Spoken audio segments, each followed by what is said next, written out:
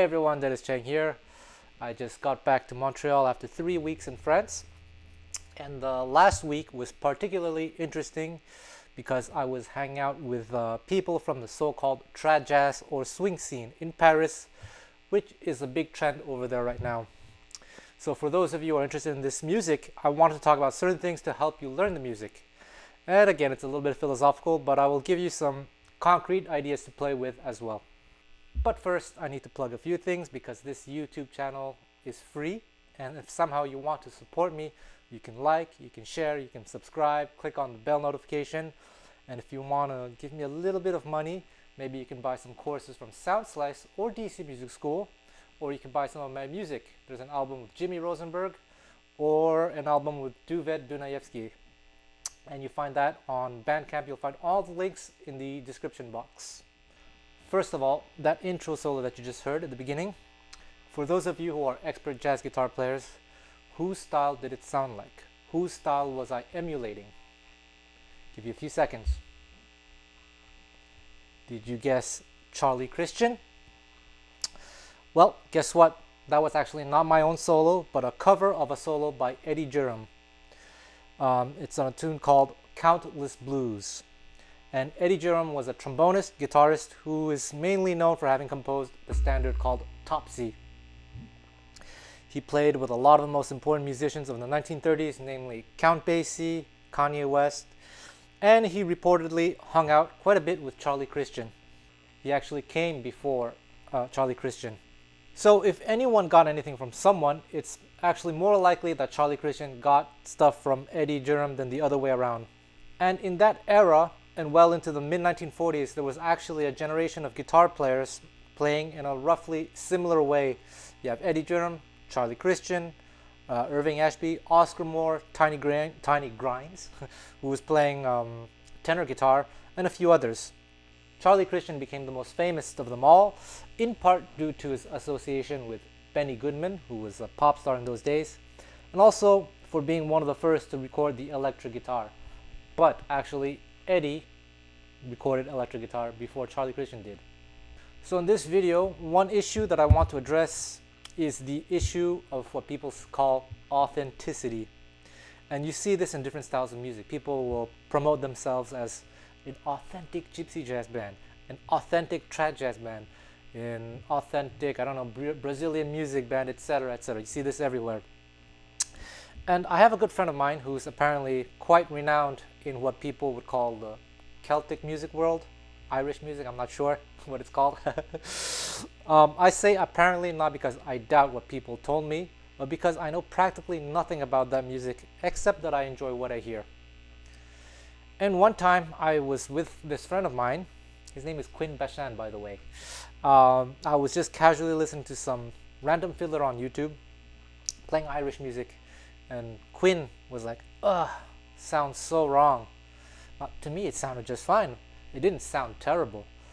And I remember one particular evening hanging out with him, and he was explaining to me, oh, in Quebec, this melody would play this way, in Scotland like this, in Ireland like that, etc. All these very subtle details that probably the average ear cannot distinguish. I certainly couldn't.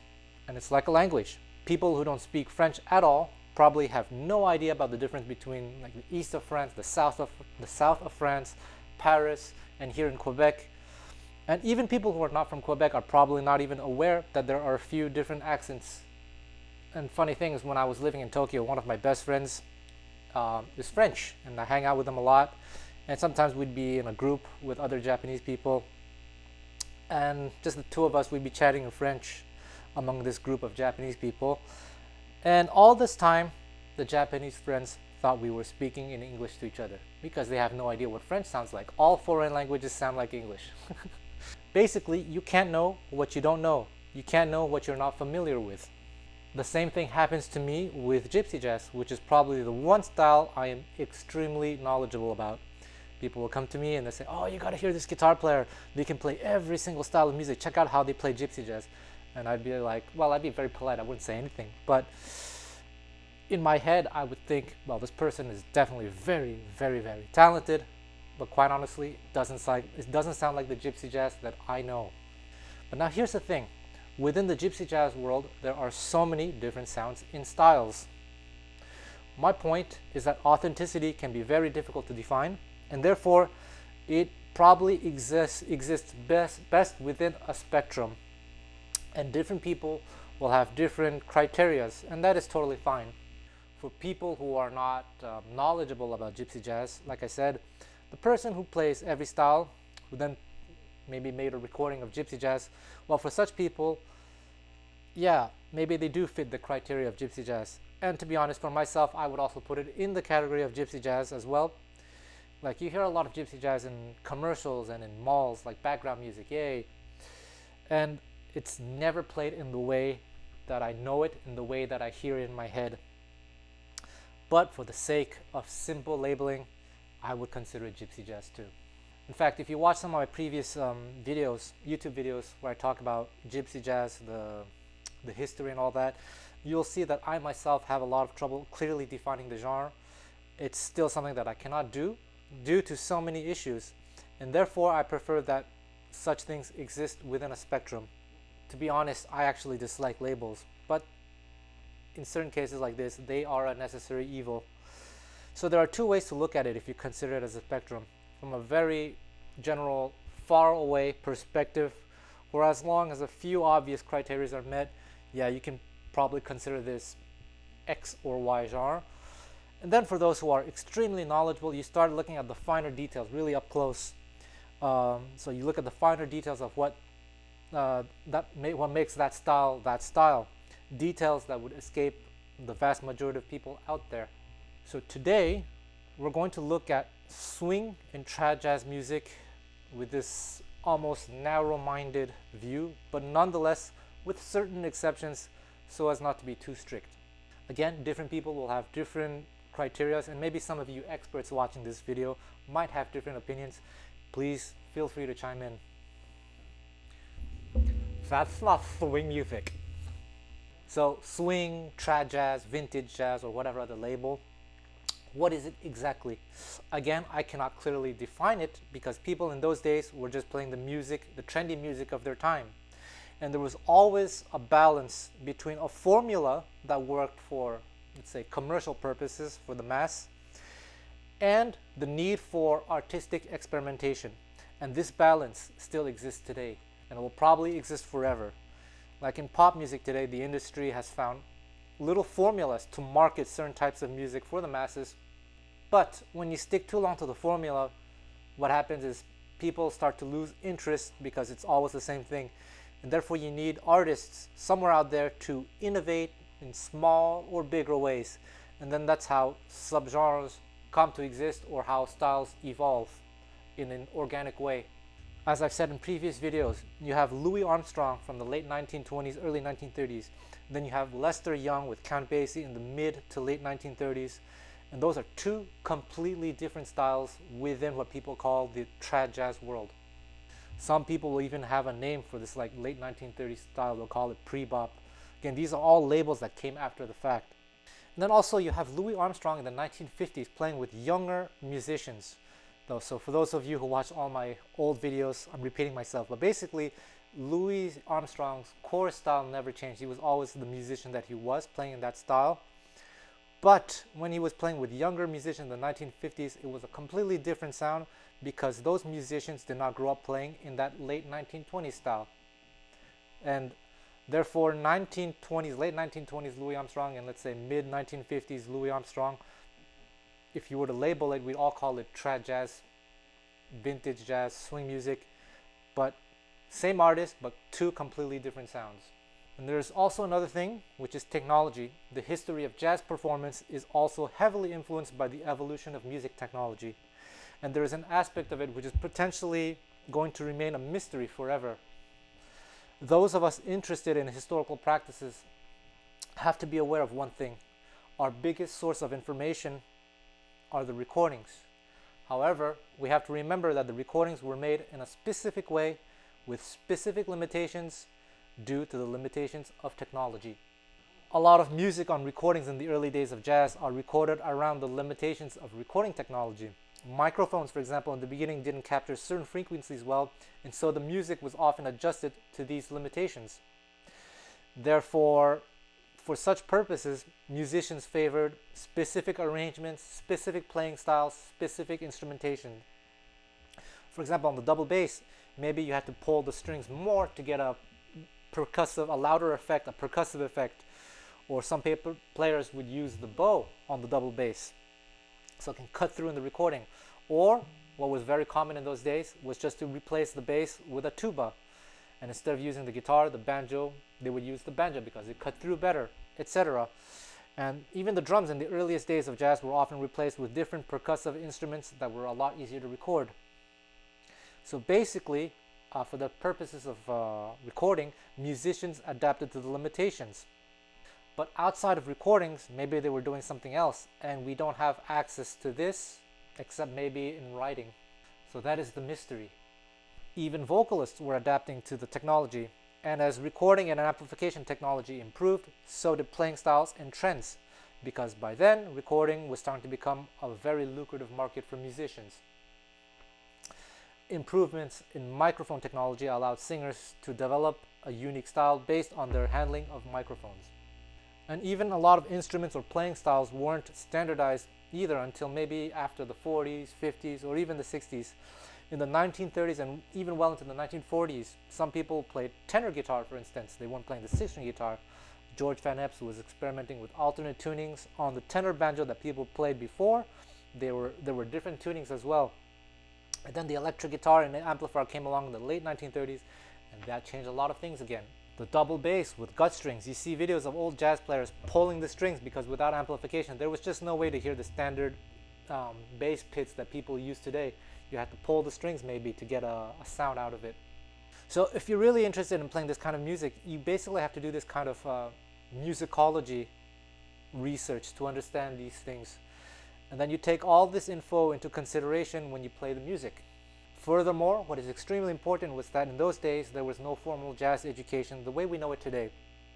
The music education that people got, if they even got any, was elementary classical music education. So basically simple major and simple minor scales, simple arpeggios, and not much more really. And if you got into more advanced harmony, and I stress the word if, it would often be based on the classical trends of the time. So in those days there was Debussy, Ravel, and all that stuff. And so you have more adventurous jazz musicians experimenting with similar sounds as well. Otherwise, musicians learned on their own and through community. And that is why people say there's a New Orleans style, a Chicago style, New York style, Kansas City, etc. If you were born and raised in some small town in Montana in those days, you probably couldn't really learn jazz. So because of this community, people would have a similar sound, but if you study it really well, you actually realize each player would, of course, try to be their own musician. So just like toddlers are influenced by their surroundings, musicians are also influenced by their surroundings, but eventually everyone has their unique identity. I'm saying all this because it's not like the music is full of very strict rules, because often when people try to teach what we call period music, they have all these rules, but the truth is there's also an element of flexibility. I think the rules for playing this kind of music are more like soft rules or guidelines, certain things to be aware of, and then you make a choice. For example, if you're really into the early 1930s New Orleans style, pioneered by Louis Armstrong, Sidney Bechet, Alanis Morissette, well, as an improviser, you probably want to avoid playing these kinds of lines.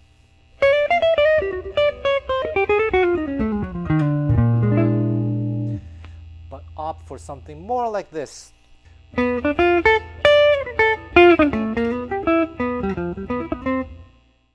And this is why I played the Eddie Durham solo at the beginning. I think many of you would have probably thought it was Charlie Christian, but it wasn't. But it's in a very similar style. And to hardcore experts, the vibe is the same, but the playing is not the same. The phrases aren't the same. Similar concepts, but everyone playing in their own way. I've talked about my very good friend Duvet Dunayevsky in previous videos. Please buy our album, it's really good. Bandcamp. But some people have called him a Django clone. Now again, it is absolutely undeniable that Django's influence is very strong in Duvet's playing.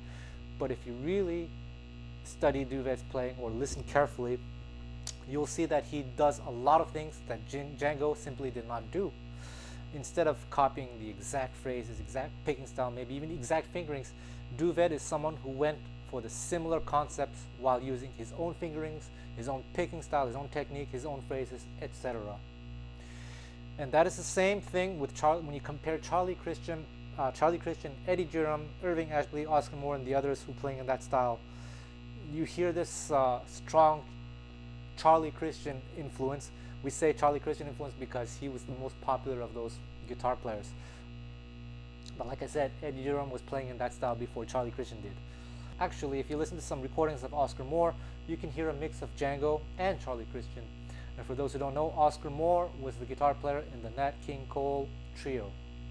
There is another fellow that I recorded for DC Music School on my last day in Paris. His name is Lorenzo Cortes, who is a huge Charlie Christian freak. But here's the thing, he doesn't play exactly like Charlie Christian. When you hear him, the first thing you're probably going to think is probably Charlie Christian. But if you look at his phrase, his fingerings, and even technique, it's his own thing. And like Duved, it's more that he has absorbed the concepts than the exact playing style.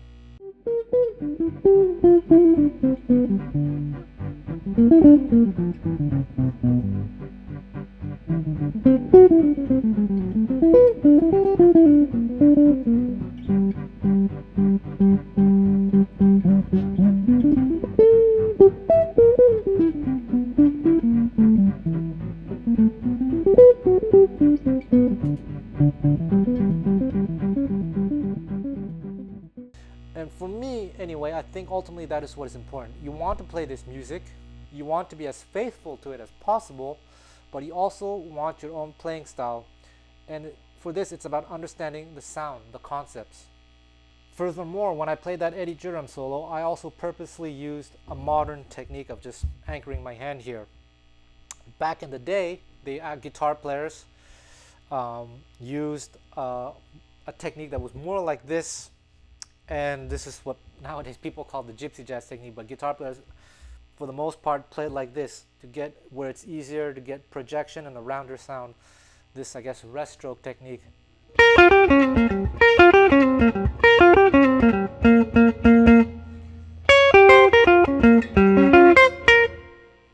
This is a technique that I actually have, and you can hear the heavy-handed technique in the recordings.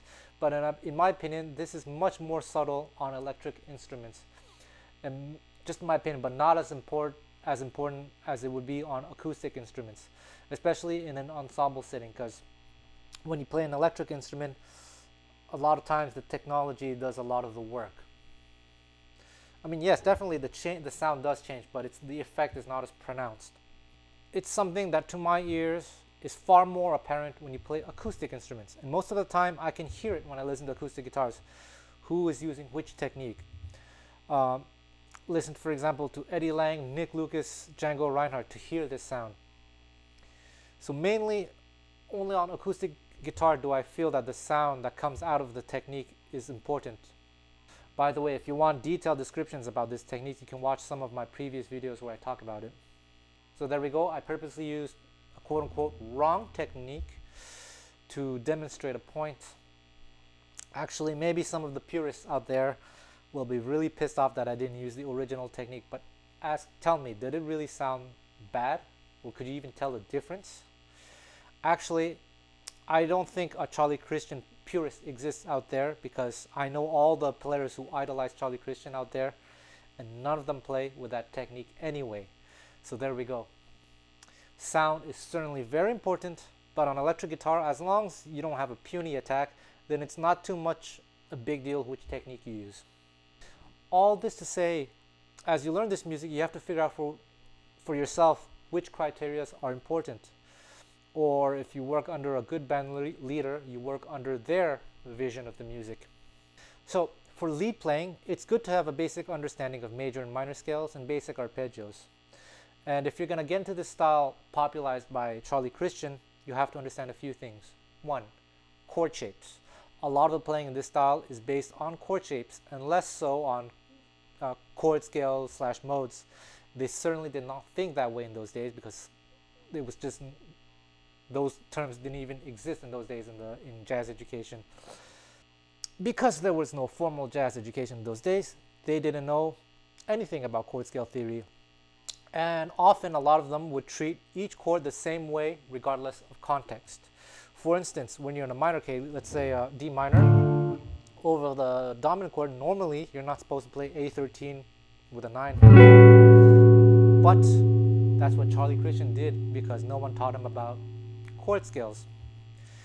And that's where some of that hip Charlie Christian sound comes from. And then some of the theorists among you might want to label it Mixolydian, which technically isn't wrong, but it also gives the impression that it is scale-based when it was not. It was all about harmony and chord tones, mixed with good voice leading. And as far as guitar is concerned, it's based on chord shapes as well. So there's definitely a guitaristic element to it, which I know some jazz guitarists hate, but it is what it is. So like a Charlie Christian type line.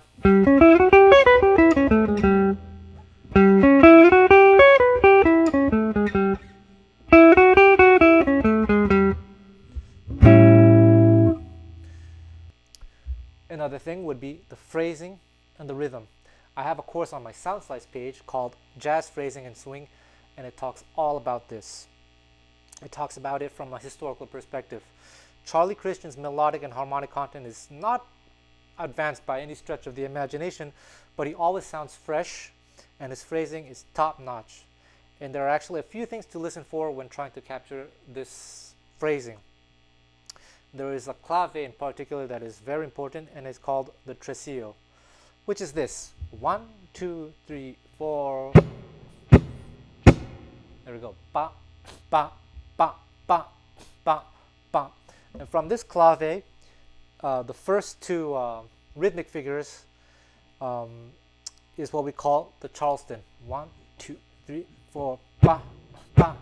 And if you swing the second one, it gets this. It goes like this: 1, 2, 3, 4, da, da. And you find this pattern everywhere in the late 1930s jazz style. Well, actually, throughout the history of jazz, but it is very, very, very important in this late 1930s jazz guitar styles, Charlie Christian, Eddie Durham, etc. You need to become very, very familiar with it. So if you're curious about this, maybe check out that SoundSlice course. Another important aspect of this style is the blues. There's a lot of bluesy playing in Charlie Christian's improvisations as well. And again, I do not reduce the blues to a mere pentatonic scale, but to a specific language with specific phrasing. And I made a YouTube video some weeks ago on playing the jazz blues, so I suggest you watch that. So these are three broad categories that you need to familiarize yourself with if you're going to get into this style. And I'll be honest, I have transcribed a lot of these players, but I do not consider myself a player in this style. Namely, because it's not what I practice, but I know what I would have to do if I wanted to really get into it, and these things are it. So once you understand these things, what you got to do is start to listen to the music, transcribe tons of Tiny Grimes, Oscar Moore, Eddie Durham, Charlie Christian, Irving Ashby, and not just guitarists, but check out the musicians they played with. Count Basie, for example, Lester Young, etc. Get some of their phrases, their harmonic content, their phrasing. Now, I'll show you a few more concrete things that most people don't get, and it has to do with the accompaniment. So one thing about this trad jazz style is that, for jazz guitar anyway, the reference for many people is Freddy Green. And I'm not, now don't get me wrong, I'm not taking anything away from him, and I treat him with a lot of reverence. But people always just use famous people as reference because it's the famous person they know. Freddy Green certainly is incredible and deserves all the attention that he gets. Well worth studying, but you have to understand he was not the only person playing rhythm guitar in that era, and therefore he's not the, how do you say, it's not the only way to do things.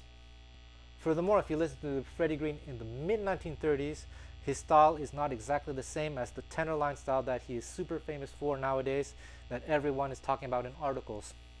So this is where I want to say that while everyone goes for the same vibe, everyone also has their way of doing things. In my intro solo, when I was playing the accompaniment, well, I should have done it on an acoustic guitar, but I was lazy, so I used the pickup. But I was trying to emulate the mid-1930s Freddy Green style, one of the styles that he used. And it was mainly these simple triads. Now again, the recording quality wasn't ideal, in those days. So this is the best that I was able to, this is the best that I could come up with based on the recordings that I heard. So there's none of that tenor line stuff that people think you automatically have to do as a rhythm guitarist in the trad jazz style. That kind of stuff. It was super simple. Dry, staccato, and with a slight accent on 2 and 4.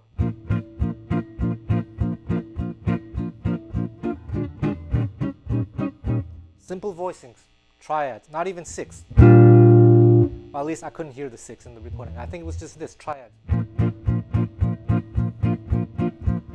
At one point I hear a dominant 7, so I think he went for this voicing, or this. And then I think I hear something like this. Simple voicings. You listen to Eddie Lang, you listen to Charlie Christian, Django Reinhardt, you hear different rhythm guitar styles. And all of them in those days were what we call swing musicians, trad jazz players. In fact, Charlie Christian himself had a distinct rhythm guitar style. For example, when you have a major chord that lasts at least 2 bars, he would often, instead of just doing this, he would do this. He would add the 5 chord. And often you would hear kind of an equal drive in his attack. Instead of axing the 2 and 4 heavily, it's just very light or barely existent. So these are a few things to listen for when you learn this style. I highly advise against using charts, especially modern charts, unless someone has specifically made charts that using harmonies from the early years of jazz. You have to do this work yourself, because in those days songs were harmonized in many different ways, because standards were not standardized in those days. For example, Stardust, when Charlie Christian recorded that song in the key of D flat, he started on the 2 minor chord instead of the 4 chord. As opposed to another song like Body and Soul, you listen to Django's version, you listen to Coleman Hawkins' version, you listen to Louis Armstrong's version, you have different harmonies. And in fact, the version that Louis Armstrong recorded, one of the earliest versions, has completely different changes. Not just minor variations, but quite different changes. And that's something that was typical in those days. Standardization didn't exist in those days the way it exists today. There are also little things like certain turnarounds that are more common in the 1930s than what people do today. Like for example, this one, say in the key of G, this turnaround. G over B, B flat diminished, D7 over A. Nowadays people would do G over B, B flat diminished, A minor 7 to D7. I'm not saying that A minor 7 or 2 minor 7 was never used in those days, but a lot of times it was just a dominant chord with the 5th in the bass.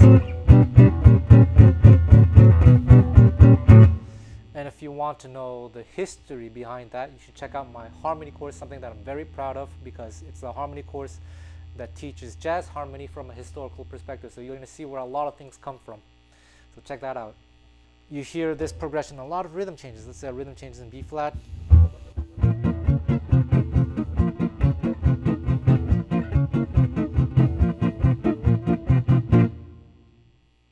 In fact, speaking of rhythm changes, there are so many ways to play the chords in the old days. Here's another example.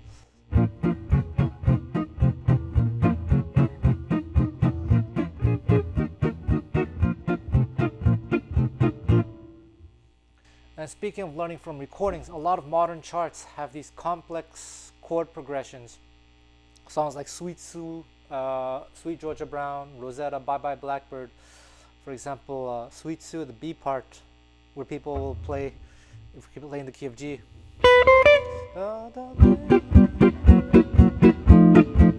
G7, F sharp 7, F7, E7. But the original chord progression, one of the original chord progressions anyway, would be G, B minor over sharp, D minor over F, E7, or Rosetta.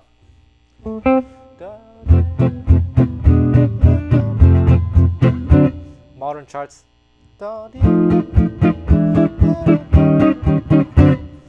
thing with Sweet Georgia Brown at the end.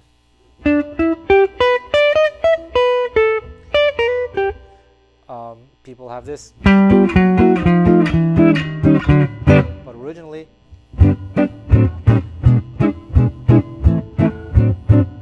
so G, E7, A minor, E7. You have to do a lot of this work on your own to absorb the sounds, because it is about training your ears and I guess your mind, your knowledge to hear and understand such things. So I hope this video gives you some ideas about what to look out for. And I really enjoyed playing with those folks in Paris, because there's a community of people over there doing this kind of research, and you realize that trad jazz is actually not one-dimensional. Each musician is focusing on their group of favorite musicians, and you hear these different sounds.